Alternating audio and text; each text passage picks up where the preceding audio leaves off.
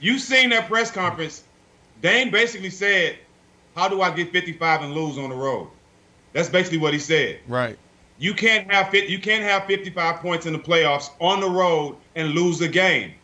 It boils down to Nurkic. It boils down to Cantor. Y'all have to play some defense. He's averaging 35 in the playoffs. If y'all can find some way to stop them, y'all have a better chance of winning the game. For Denver side, Austin Rivers has been great. Michael Porter finally had a big game. But you got to give Austin Rivers his credit. Without having Murray in the lineup, they needed another guy because Gordon hasn't been the player that we expected him to be once he got to Denver.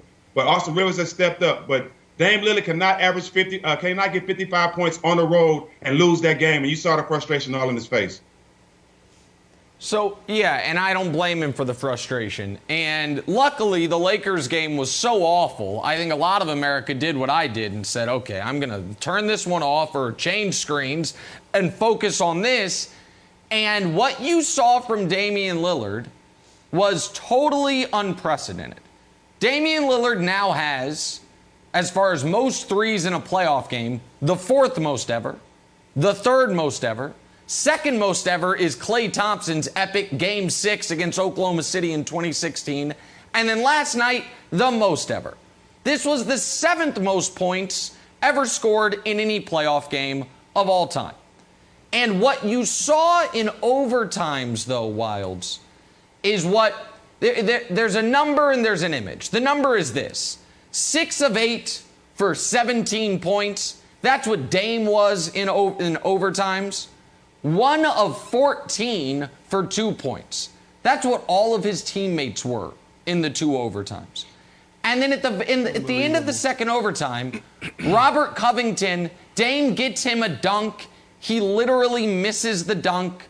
And the next time down, Dame's partner, CJ, Dame kicks it to CJ, and CJ steps out of bounds. And I watched it, Wilds, and I said, Dame, for the ultimate loyal guy, for the ultimate I'm not going to team up, I want to do it here guy, a game like this can stick with you and make you reconsider. Because when you score, when you literally are setting records, when you are making shots to where when you miss, Austin Rivers actually thanked God, put his hands like this and thanked God that you missed. And your teammates are missing dunks and stepping out of bounds, scoring 2 total points on 14 shots in 10 overtime minutes. I do think if you're Dame, you have to say to yourself, what can I do? What more can I do? And do I want to keep running into this wall?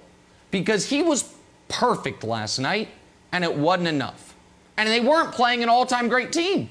It's not like the Nuggets are some unbeatable super team. It's like, they're just playing a good team. And it wasn't enough.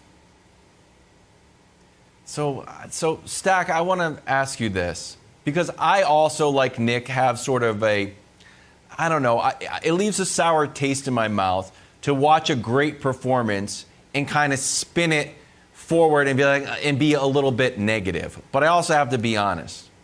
Because when we've worked together for a while, and I felt like your legacy has a lot of different chapters to it. You were known through it like the We Believe Warriors. We know like Pacers, kind of ultimate loyal guy.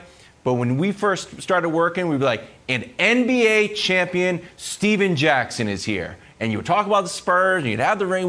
We'd talk about it all the time. And that is part of a nuanced and a sort of a wide legacy for you. I feel the same way about Dame, that we know that Dame is like the ultimate loyalty guy, and now he's known as an all-time great clutch guy. But I don't think we're ever going to be able to say an NBA champion Dame Lillard, and I want that for him. I don't want to tell the guy what to do. I don't want to wish him out of Portland. I don't want him to blow up the team. But is it wrong for me to say, like, hey, Dame, you probably have to make a move, either pressure the Blazers to make another move or leave? What is your take on him trying to, like, for lack of a better term, chase a championship? Well, some guys are big on loyalty.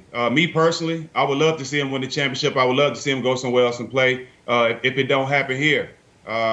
But, you know, at the end of the day, we only can worry about what we control. And he's in control of that decision. You know, loyalty means a lot to a lot of people, and it means a lot to me too. But at a certain time, you can't be loyal to people who are not loyal to you.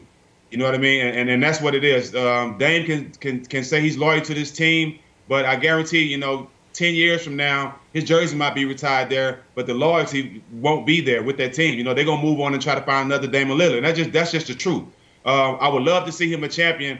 But what a lot of people ain't talking about this game, Wilds, is that second three that sent the game into overtime should have been the and one. He got They should have fouled. walked out of there with that win. Yeah. He got fouled. He's right. Good call. Yep.